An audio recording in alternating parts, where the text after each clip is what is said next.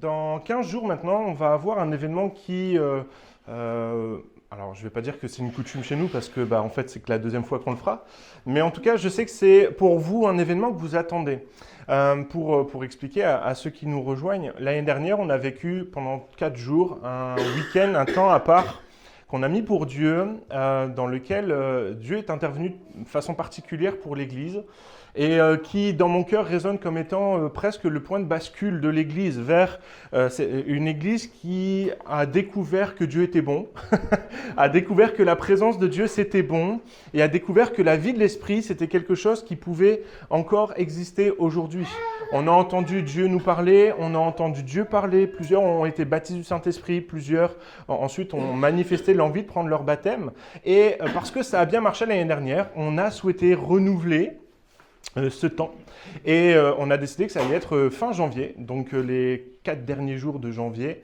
On va avoir ce temps mis à part. On a invité quelqu'un et ce pasteur a donné pour thème de ces 4 jours l'onction est encore possible, même quand c'est difficile.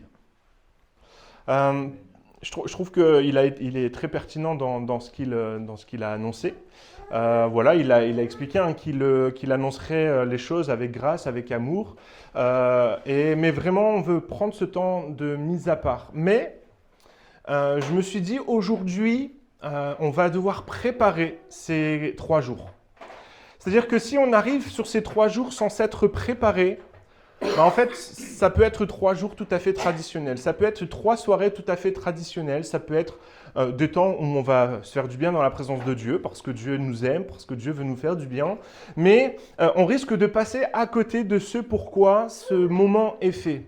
Et j'ai donné comme titre à mon message « Prépare-toi pour l'onction ».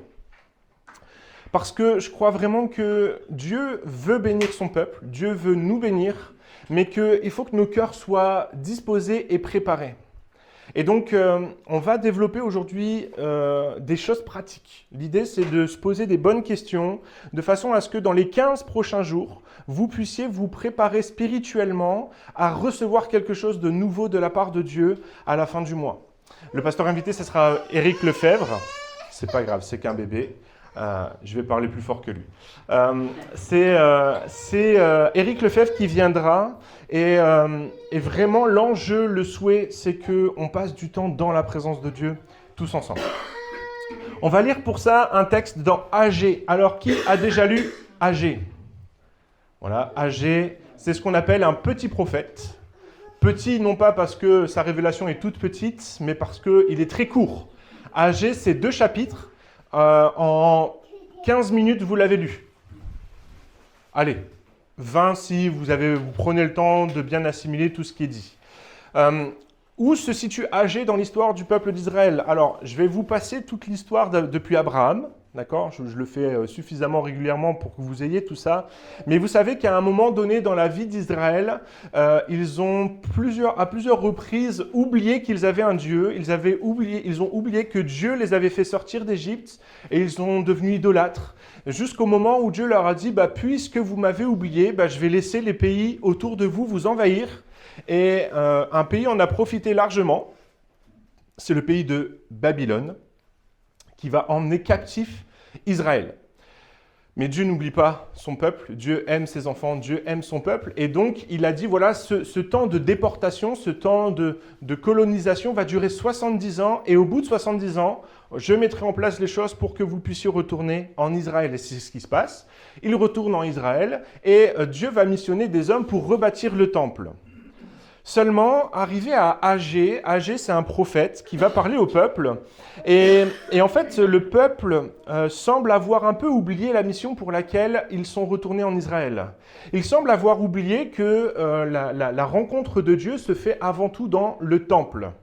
Et Dieu va avoir des paroles très fortes pour son peuple en disant « Je ne vous reproche pas de m'avoir oublié, je ne vous reproche pas de travailler, je ne vous reproche pas toutes ces choses-là, mais... il y a un petit truc à corriger quand même parce que je pense qu'il y a un problème de priorité dans vos vies. Il y a un problème d'ordre dans votre bataille. Et donc on va lire Agée chapitre 1er verset 2 qui dit « Ce peuple dit, le temps n'est pas encore venu, le temps de rebâtir la maison de l'Éternel. »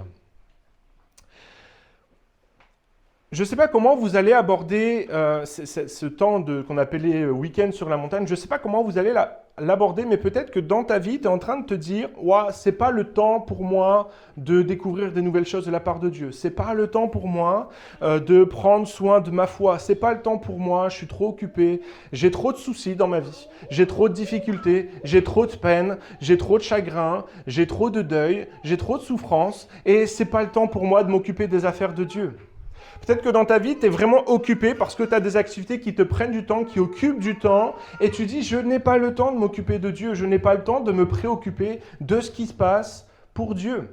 C'est pas que tu n'aimes pas Dieu, c'est pas que tu n'aimes pas les rassemblements de l'Église, mais j'ai la sensation parfois que on pourrait se retrouver dans une espèce de routine spirituelle où on finit par dire, non pas volontairement, mais parce que la vie elle est faite comme ça, on finit par dire, c'est pas le temps pour moi.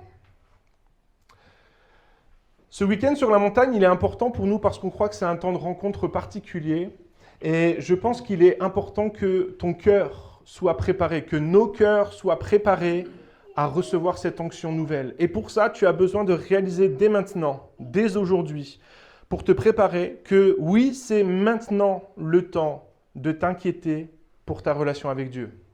Encore une fois, je ne veux pas avoir un message de culpabilité en disant que vous ne vous occupez pas de Dieu. Je sais que vous aimez Dieu tout votre cœur. Si vous êtes là ce matin, si vous êtes levé ce matin, si vous avez mis votre réveil, pour la plupart, vous êtes apprêtés. Moi, je n'ai pas fait beaucoup d'efforts, mais pour la plupart d'entre vous, vous êtes apprêtés. Voilà, vous êtes venus parce que vous aimez Dieu, parce que vous avez envie de venir à sa rencontre, et je sais que vous l'aimez fort. Mais je sais aussi que la vie, parfois, peut nous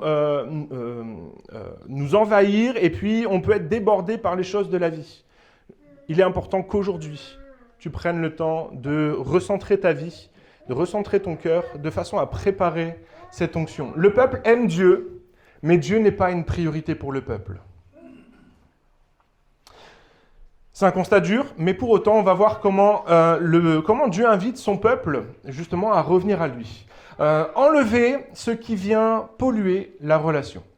Donc on va lire Agée, chapitre 1er, verset 5. « Ainsi parle l'Éternel des armées, considérez attentivement vos voies. » C'est-à-dire que dans cette société qui va très vite, qui va dans tous les sens et après laquelle on court en permanence, que ce soit dans les activités, dans le travail, dans les réseaux sociaux, sur nos smartphones, quand on voit parfois le temps qu'on perd à scroller sur Instagram, sur TikTok et toutes ces choses-là. Alors, je sais que ça ne concerne pas la majorité de l'Église, mais je sais que pour certains, ça devient presque un automatique de « je sors mon téléphone et je vais scroller ».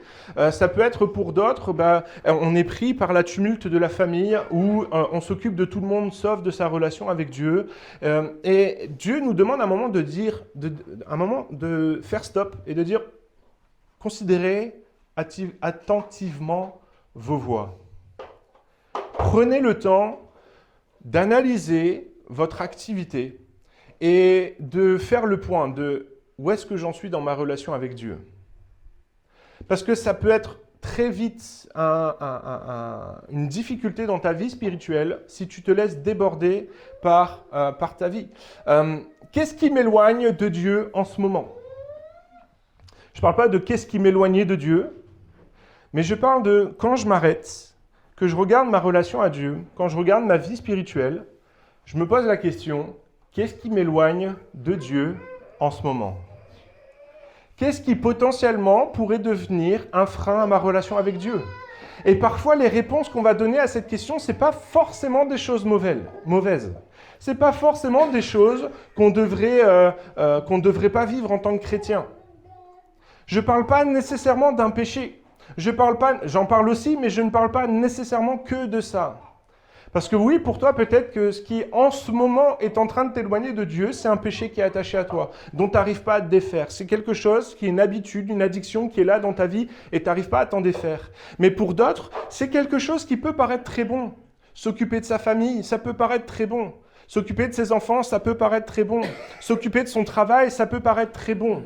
Maintenant, Dieu te demande considère, analyse, regarde. Est-ce que ce n'est pas en train de prendre le pas sur ta relation avec Dieu? Et tout ça, toutes ces questions-là, c'est à vous de vous les poser. Je ne peux pas vous dire, parce que pour certains, le travail n'est pas un problème, mais pour un autre, oui. Peut-être que pour toi, il y a un péché qui est attaché à ta vie, mais pour un autre, ce n'est pas la même chose, ce n'est pas le même combat. Et c'est pour ça que Dieu nous invite à regarder notre vie et considérer, regarder, analyser. Prenez le temps de regarder votre semaine et posez-vous la question. Qu'est-ce qui, aujourd'hui, en ce moment, cette semaine, vous empêche de vous connecter à Dieu? J'ai mis cette petite diapo. Je ne sais pas si vous connaissez cette expérience. C'est un prof qui fait cette expérience à des étudiants et il leur dit voilà, un vase, ça représente votre temps. Et la question c'est qu'est-ce que vous mettez en premier dans ce vase? Et donc il va dire voilà, il va prendre des pierres. Des gros cailloux et il va les mettre dans le vase. Et il va poser la question à ses élèves et il va dire « Est-ce que ce vase est plein ?» Alors les élèves vont dire « On en est là ?» Bah oui, il est plein de pierres. On ne peut plus en mettre. Et donc le professeur va prendre des graviers et il va verser les graviers dans ce vase et les graviers vont venir se mettre un peu entre les trous et il va dire voilà, quand vous avez fini de remplir les priorités, il reste un peu de place pour des plus petites choses. Et donc là, il repose la question, on en est là. Hein. Est-ce que là, le vase est plein? Là, le vase est plein, oui, de plein de cailloux, ouais. Et donc là, le professeur va prendre une cruche d'eau et il va verser de l'eau. Et l'eau, c'est sa propriété, elle vient remplir tous les espaces. Et il pose cette question à ses élèves. Il dit, qu'est-ce que vous apprenez de ça?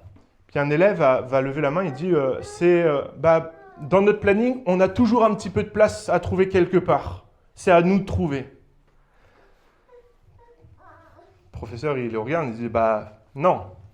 La véritable leçon à tirer de cette expérience, c'est que si tu commences par remplir ta cruche d'eau, effectivement, tu n'auras plus de place. Plus de place pour les graviers, plus de place pour les rochers. Mais si tu commences par remplir ta vie des choses qui sont les plus importantes, les plus essentielles à ta vie, alors tu auras encore de la place pour des choses qui sont moins nécessaires. Et puis, vraiment les petites broutilles, celles qui n'apportent rien à ta vie, tu pourras les mettre en dernier. C'est ça, considérez vos voies, considérez comment vous faites. C'est quoi vos priorités dans la semaine? Mon encouragement pour vous en tant que pasteur, c'est que ces 3 jours, ces 4 jours qu'on va vivre, ça doit être votre priorité.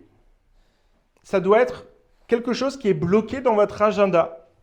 Et aujourd'hui, vous devez prendre la décision, qu'il pleut, qu'il vente, qu'il neige, de venir, de vous assembler, de venir pour rencontrer Dieu parce qu'il y a une onction particulière qui nous attend. Mais je suis convaincu, je le sais parce que je sais que le diable agit comme ça. Toute la semaine qui va précéder, d'un coup, vous allez avoir des problèmes. Je ne suis pas un prophète de malheur, j'essaye en tout cas. J'essaye, promis. Mais je sais comment fonctionne Satan, je sais comment fonctionne le diable, et je sais que d'un coup, il va y avoir des pressions sur vos vies, où vous aurez envie de dire « Waouh, moi je ne vais pas pouvoir venir le jeudi, le vendredi, le samedi, ça va être compliqué pour moi. » Tout de suite, vous allez avoir des pressions, des invitations, des propositions qui vont venir vous empêcher de pouvoir assister à ce moment. Mais si dès maintenant vous dites « C'est bloqué dans mon agenda, qu'il pleut, qu'il vente, qu'il neige, je viens. » C'est bloqué, je viens, je ne prends pas d'autre chose, je ne prends pas d'autres rendez-vous. Considérez aujourd'hui vos voies et faites un choix délibéré. On parle de cette sanctification intérieure qui, c'est pas juste on enlève les péchés, non, c'est quelle est la priorité dans ma vie. On ne reçoit pas une onction nouvelle avec un cœur encombré. Alors j'ai beaucoup hésité à mettre cette phrase parce que ça fait très levier de culpabilité, en disant vous êtes plein de péchés, plein de choses. Mais je crois vraiment qu'il y a quelque chose à saisir pour nous. C'est que Dieu veut nous remplir. Maintenant, s'il découvre dans nos cœurs des choses qui prennent sa place, Dieu c'est un gentleman, il n'ira pas à coups de pied dans les fesses. Il va venir tranquillement. Et s'il voit que la place est occupée, il ne pourra pas s'y mettre. Pas parce qu'il ne vous aime pas parce qu'il ne veut pas vous bénir, mais parce qu'il vous respecte. Il respecte qui vous êtes, il respecte vos choix. Ma question c'est, est-ce que vous voulez arriver avec un cœur encombré ou un cœur disposé à écouter Dieu, disponible pour Dieu? Vous savez, je suis toujours convaincu que quand on arrive avec des vases vides, des cœurs vides devant Dieu, il est toujours apte à les remplir. Mais quand on arrive avec des vases qui sont pleins d'occupations, et puis peut-être que tu auras bloqué tes soirées, tu vas venir, mais en fait, dans ta tête, tu seras occupé, tes pensées, elles vont aller divaguer dans toutes les activités que tu as. Peut-être que tu n'auras pas l'opportunité de saisir cette onction de la part de Dieu. Prépare-toi, dans ces 15 prochains jours, prépare-toi à recevoir cette onction. Dieu veut te remplir, Dieu veut te donner. Prépare-toi. Deuxième chose, ajuster ses priorités. On est toujours dans la même veine, mais là, on va aller dans le concret de l'agenda, du planning. On va voir Agé chapitre 1er, verset 4. En ce temps-là, pour vous d'habiter, est-ce le temps pour vous d'habiter vos maisons lambrisées, quand cette maison est détruite? Dieu est en train de parler de son temple. Dieu est en train de parler de sa maison. Est-ce le temps pour vous d'habiter de belles maisons quand la maison de Dieu est détruite? Alors, à l'époque de Agé, la présence de Dieu, elle était manifeste dans le temple. C'était là où Dieu était. Vous vous souvenez, on en a déjà parlé, il y avait le lieu saint, le lieu très saint, et Dieu siégeait dans le lieu très saint. Ça va? Vous avez ça en tête? Ok. Et donc, c'était important que le peuple s'affaire à reconstruire, à rebâtir le temple, de façon à ce que de nouveau il y ait le lieu saint et de nouveau il y ait le lieu très saint. Pourquoi? Pour que quand le lieu très saint sera mis en place, Dieu puisse venir habiter au milieu de son peuple, parce que c'est ce que Dieu veut. Donc là, on va parler de rebâtir le temple. Mais aujourd'hui, en tant que chrétien, le temple, c'est quoi? C'est nous. C'est nous. Dans le Nouveau Testament, à plusieurs reprises, on va pouvoir lire « Vous êtes le temple du Saint-Esprit. Vous êtes le temple de Dieu. » Alors, on va parler un petit peu de ce temple. On va dire, voilà, il va falloir le rebâtir. Avec cette question, où passe ton temps quand tu n'es pas obligé? Quand tu n'as pas de contraintes, où va ton temps? Quand tu n'as pas quelque chose de prévu, je vais vous faire un aveu. Moi, je sais que ma tendance, c'est quand j'ai rien de prévu, je sors mon téléphone, puis je vais aller scroller. C'est pas forcément bien. C'est même pas très bon. Mais c'est une habitude, c'est ancré comme ça. Et je le sais, on essaie de mettre des choses en place à la maison, on voudrait sortir les téléphones de la chambre, on voudrait mettre des choses en place. Pourquoi? Parce que c'est devenu ancré, c'est un réflexe. Maintenant, ma question, c'est où est-ce que va toi, ton temps, quand tu n'as pas d'obligation? Quand tu as fait toutes tes activités du matin, que tu as fait ton petit ménage, que tu as fait tes courses, que tu as fait tout ça, et que ça y est, tu es assis dans ton canapé, qu'est-ce que tu fais à ce moment-là? Je vous donne ma réponse. Je m'assois dans mon canapé, soit j'allume la télé, soit je vais regarder une émission, je vais regarder YouTube. Voilà, Esaïe regarde la télé, c'est mon fils. Voilà. Ah, il y en a qui s'endorment, ouais. L'idée, c'est pas encore une fois d'aller chercher le levier de culpabilité parce que se détendre, ça fait partie de la vie. Avoir du temps pour se reposer, pour dormir, ça fait partie de la vie. Maintenant, c'est en quelle proportion? Dans quelle largesse? Et quand on parle de construire le temple, dans la première partie, on parlait vraiment juste du temps qu'on consacre, de ce qui vient encombrer notre cœur. Mais là, je voudrais qu'on s'attarde sur la construction de notre relation. Vous savez que j'aime prendre en exemple la construction d'un couple pour parler de la relation avec Dieu. Imaginez deux fiancés qui s'aiment très fort, qui se sont promis au mariage et qui ne passent pas de temps l'un avec l'autre, qu'ils ne parlent pas, qu'ils ne communiquent pas, qu'ils ne se posent pas des questions.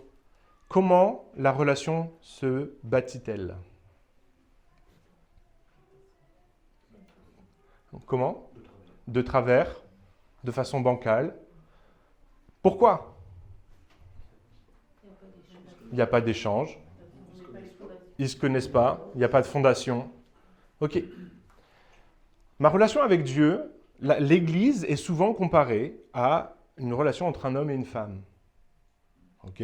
L'Église, c'est l'épouse de Christ. On est promis à Christ. Et en tant qu'Église, est-ce que je cherche à aller connaître Jésus? Est-ce que je cherche à connaître Dieu? Est-ce que je cherche à connaître qui il est, ce qu'il fait pour moi? Est-ce que je cherche à savoir ce qu'il aime? Est-ce que je cherche à savoir ce qui lui plaît? Est-ce que je cherche à savoir ce qu'il projette sur ma vie? Ce qu'il a envie que je sois? Est-ce que je cherche à savoir comment le louer? Comment l'adorer? Comment le prier? C'est une vraie question parce que, comme le dit Emmeline très justement, c'est ce qui va poser le socle, la base de notre relation. Si un jeune couple ne met pas en place très rapidement des règles de communication, d'échange, de partage, le socle de communication peut être un peu bancal. Emmeline, très souvent, quand on était fiancés, me disait « il faut qu'on se pose les questions maintenant pour savoir comment on va faire plus tard ». Et moi, qui étais jeune et fougueux, disais tout le temps « oh, on verra plus tard ». Et puis quand le plus tard est arrivé, j'ai fait « oh là là, qu'est-ce qui nous arrive? Un enfant.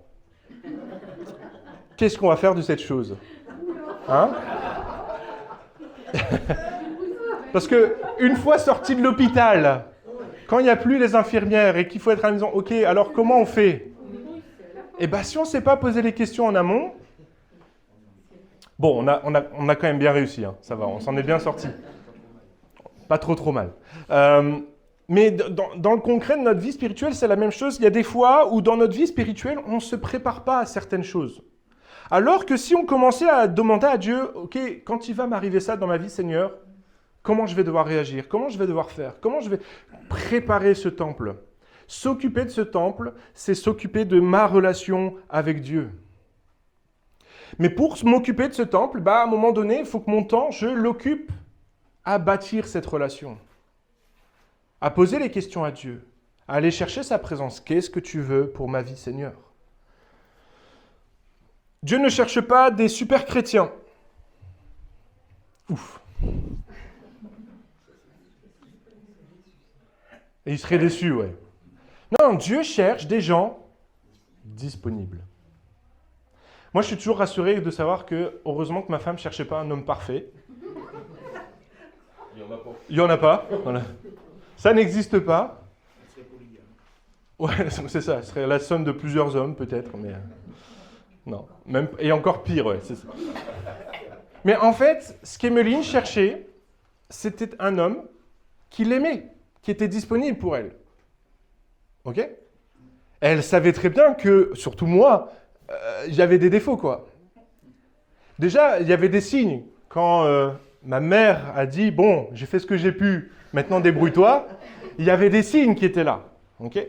Mais de la même manière, c'est que nous, on pense que Dieu nous attend en étant super parfait. Mais non, on ne peut pas être super parfait, ça ne marche pas.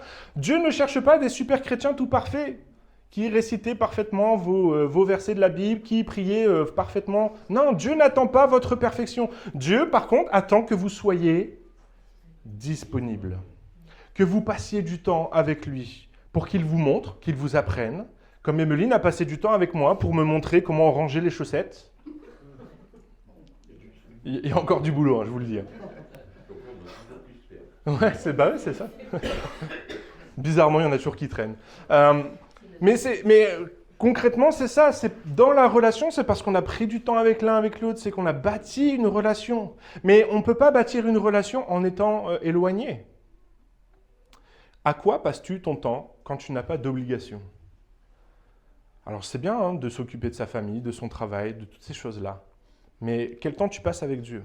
Et là, l'idée, hein, c'est de préparer les 4 jours qu'on va passer dans la présence de Dieu dans ce week-end sur la montagne.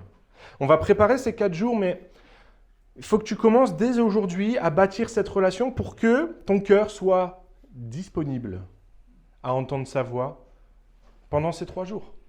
Bâtis ta relation aujourd'hui pour être prêt demain. Le troisième point, viens nourrir ta foi. On va lire le texte, si tu veux bien. Montez à la montagne, apportez du bois et bâtissez la maison. J'y prendrai plaisir et je serai glorifié. Agée chapitre 1er, verset 8. On a une vraie construction de venir bâtir sa foi. Ma question, c'est qu'est-ce que vous attendez de ces 4 jours ?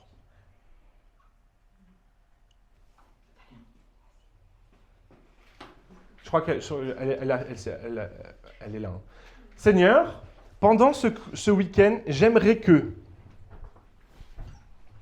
Qui s'est déjà posé la question de ce qu'il souhaitait vivre pendant ce week-end ?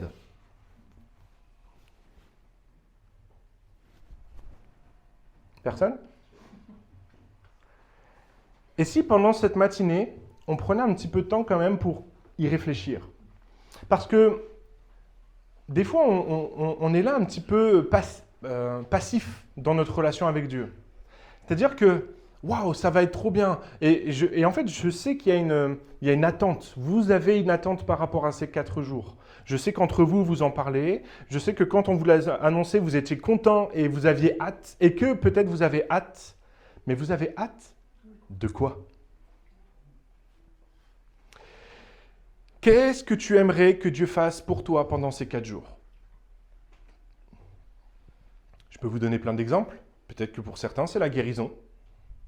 Peut-être que pour d'autres, tu aimerais découvrir la paix, la joie, le bonheur. Peut-être que tu aimerais découvrir Dieu véritablement, ressentir sa présence. Peut-être qu'on te parle du baptême du Saint-Esprit depuis maintenant quelques mois, pour toi qui viens depuis quelques mois. Tu aimerais vivre cette expérience-là.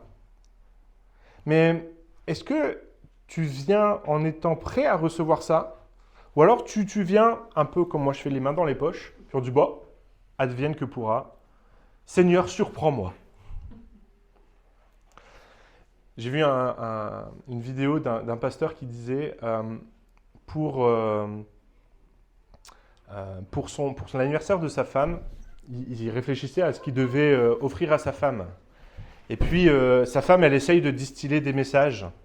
Et puis, sa femme, à chaque fois que je posais, tu veux quoi pour ton anniversaire ? Bah, surprends-moi. Surprends-moi. Et puis le pasteur, et puis à un moment, sa femme, elle vient le voir en disant cette nuit, j'ai rêvé que j'avais une super belle robe.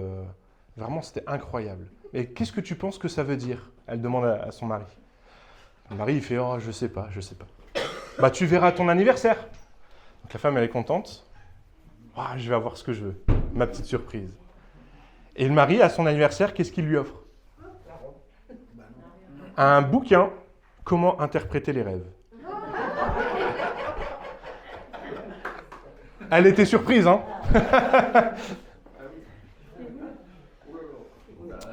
Mais fondamentalement, quand l'instruction n'est pas claire, il se peut que la réalisation ne le soit pas non plus.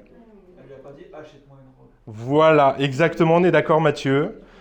Mesdames, il y a un message caché. Quand vous voulez quelque chose de votre mari, dites-lui.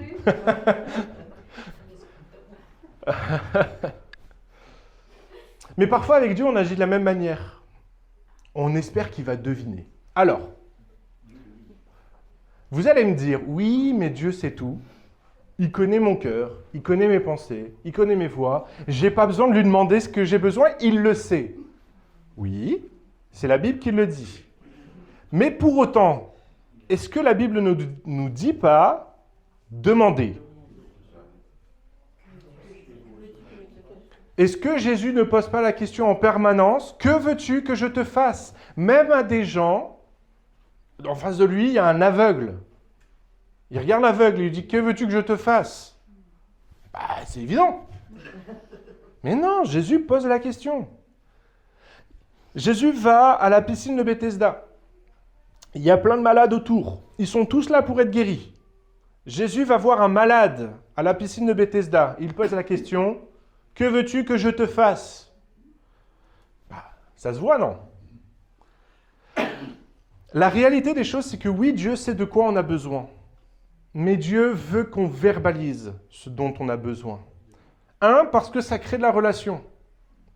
Deux, parce que le fait de le verbaliser, ça nous fait prendre conscience de notre besoin. Parce que tant qu'on n'a pas dit de quoi on avait besoin, ça peut paraître encore très flou dans notre tête. Et puis parfois même, quand on fait une demande, on se rend compte que c'est peut-être pas ça qu'on devrait demander. Ça vous est jamais arrivé, ça? Quand Emeline, elle vient me voir et elle me dit « Qu'est-ce que tu veux pour... » Ouais, t'en prends pour ton grade, j'ai les oreilles qui sifflent. Ouais. Qu'est-ce que tu veux pour ton anniversaire? Et que d'un coup, je lui dis « Je voudrais une limousine. » Bah, hein? Une vache. Je voudrais... ouais, une vache limousine. Ouais. Je voudrais une grande maison avec... En fait, rien qu'en le disant, je me dis « Bon, ça va pas marcher, là. Ça va pas marcher. » Okay, mais il a fallu que je le verbalise. Et des fois, on s'approche de Dieu en disant oh, « Seigneur, qu'est-ce que j'aimerais bien avoir plein de patience. » quoi. Puis on s'approche de Dieu, puis d'un coup, on réalise et on dit « Ouais, je veux de la patience, mais est-ce que je suis prêt à traverser tout ce qu'il faut pour avoir de la patience ?» Dire quelque chose, c'est commencer à comprendre le cœur de Dieu. Et je pense que Dieu veut vraiment bâtir cette relation où même s'il sait de quoi on a besoin, il veut qu'on lui demande. Une foi claire, ce n'est pas une foi forte, c'est une foi honnête. Quand je m'approche de Dieu, je peux être tout à fait conscient de dire « Seigneur, bah, tu vois, là j'ai besoin de sagesse pendant ce week-end. J'ai besoin que tu me renouvelles dans ma sagesse. J'ai besoin d'une guérison parce que là je souffre trop. J'ai besoin d'un renouvellement de mes forces parce que je suis fatigué. J'ai besoin d'une guérison intérieure parce que dans mon cœur c'est le bazar. J'ai besoin de ça, Seigneur. » Mais je vous encourage, là, pendant ce temps qu'on va passer dans la louange, à avoir cette réflexion. Pour ce week-end, je m'attends à ce que Dieu fasse ça dans ma vie. Alors, je vais tout de suite aussi peut-être donner un peu de nuance, parce que pour certains, vous dites « Super, je vais faire tout ça, et donc je vais être béni. » Et donc, je vais recevoir. Et donc, Dieu va me parler. Et donc, Dieu va me guérir. La réalité des choses, c'est que peut-être que tu vas formuler une demande à Dieu pour ce week-end. Peut-être que tu vas demander à Dieu qu'effectivement, tu sois guéri. Peut-être que tu vas demander à Dieu le baptême du Saint-Esprit. Peut-être que tu vas demander à Dieu une révélation particulière, une direction particulière. Et que pendant ces 4 jours, Dieu ne réponde pas à ta prière. Je voudrais qu'on puisse ouvrir ce champ de possibles-là, cette possibilité-là, parce que je ne voudrais pas faire des frustrations. L'enjeu pour toi, pendant ces 15 prochains jours de préparation, c'est que tu puisses bâtir ta relation avec Dieu, développer ta relation avec Dieu de façon à ce que tu saches demander. Parce que peut-être que dans les 15 prochains jours que tu vas passer avec Dieu, dans ce cœur à cœur que tu vas avoir avec lui, toi, tu pensais demander ça. Puis en fait, dans cette relation que tu vas bâtir, Dieu va mettre le doigt, l'accent sur quelque chose que tu n'as pas, que tu n'oses pas demander, et que lui te dise, c'est ça que je veux faire dans ta vie. Mais pour que tu puisses arriver dans ces 4 jours avec cet esprit disposé à recevoir l'onction, il faut que tu saches exactement ce que Dieu veut faire. Je vais prendre un exemple. Peut-être que moi, dans ma problématique, dans ma situation, moi je voudrais que Dieu me donne de la paix. Et donc, voilà, moi j'ai décidé, Dieu va me donner de la paix pendant ces 4 jours. Mais je ne bâtis pas ma relation, je ne développe pas ma relation, je ne pose même pas la question à Dieu, dire Seigneur, tu vas me donner de la paix. Si maintenant je bâtis ma relation, puis je viens, Seigneur, j'aimerais que pendant ces 4 jours, tu me donnes ta paix, j'aimerais bâtir une relation avec toi et que je laisse Dieu travailler mon cœur. Peut-être qu'il va commencer à me montrer, me dire, mais Paul, tu demandes de la paix, mais en fait, pour obtenir ta paix, il faut d'abord que tu règles ça dans ta vie. Il faut que tu règles ce péché-là. Il faut que tu règles cette situation-là. Et ensuite, tu auras la paix. Parce que si tu attends de moi miraculeusement que je te donne ma paix, ben, ça ne marche pas comme ça. Moi, je veux d'abord que tu travailles ça. Ce qui fait que j'arrive au week-end en disant « Ok Seigneur, je veux travailler sur ça. Je veux obtenir la délivrance pour ça. Je veux obtenir une solution pour ça. Je veux obtenir une parole. » Mon cœur, mon esprit sera attentif au message de Dieu sur ces thématiques-là. Tandis que si j'oublie de consulter Dieu, je vais être obnubilé par ma guérison ou par ce que j'ai demandé, et puis je vais mettre de côté tout le reste. Et si Dieu n'a pas parlé de guérison, si Dieu n'a pas parlé de ce que j'attendais, je vais dire, je suis passé à côté de mon week-end. Vous comprenez le principe? Donc je vous encourage vraiment pendant ce temps de louange, d'adoration, à aller chercher le cœur de Dieu. On dit, Seigneur, voilà ce que moi j'aimerais, mais toi, tu veux me donner quoi pendant ces 4 jours? Tu veux de la patience? Je veux de la patience, Seigneur, mais toi, qu'est-ce que tu veux me donner? Qu'est-ce que tu veux dire à mon cœur? De quoi tu veux parler? Bâtir une relation. En conclusion de ce message, prépare-toi, préparer pour l'onction, c'est enlever ce qui pollue notre relation. C'est enlever tout ce qui vient consumer trop de temps, ce qui vient peut-être nous détourner de Dieu, ce qui vient prendre la place de Dieu dans ma vie. C'est ajuster mes priorités, décider que je vais consacrer du temps pour Dieu, je vais consacrer mon énergie pour Dieu, je vais consacrer toutes ces choses à Dieu et je vais nourrir ma foi de façon à savoir exactement quoi demander à Dieu. Voilà comment se préparer à recevoir l'onction dans 4 jours. Alors je vous repose une dernière fois la question. Vous attendez quoi de ces 4 jours? Il n'y a pas de réponse à donner. Là, c'est dans votre cœur, dans votre relation avec Dieu. Mais commencez à formuler des choses, à formuler des vraies attentes. Qu'est-ce que vous espérez de Dieu pour ces 4 jours? On va courber nos fronts si vous voulez bien, puis on va prier. Et que ce temps de louange qu'on va passer dans la présence de Dieu, vous puissiez avoir ce cœur à cœur avec Dieu. En disant, Seigneur, je souhaite que tu parles à mon cœur. Je souhaite que tu diriges ma vie. Seigneur, moi j'aimerais ça. Mon souhait c'est ça. Ma demande c'est ça. Maintenant toi Seigneur, qu'est-ce que tu veux faire? Comment tu vas agir dans ma vie? On va prendre ce chant ensemble qui dit « Esprit de Dieu, souffle du nord, souffle du sud, souffle de l'est, souffle de l'ouest. » Ce chant, il est tiré d'un passage des Écritures où on va aller prophétiser sur les eaux. Mais l'Esprit de Dieu, quand il descend sur nos vies, il vient donner une direction, il vient donner un ordre à notre vie, il vient donner des perspectives à notre vie. Et on va demander à l'Esprit de Dieu de venir souffler sur nos vies, de façon justement à ce que peut-être ce qui est mort dans ma vie reprenne vie. Peut-être qu'il vienne souffler dans ma vie et que cette direction, elle soit donnée. C'est lui qui donne une direction à ta vie, c'est lui qui donne une direction à ton chemin et qui va peut-être t'inspirer sur cette réponse. Qu'est-ce que tu veux que Dieu fasse pour toi pendant ces 4 jours ?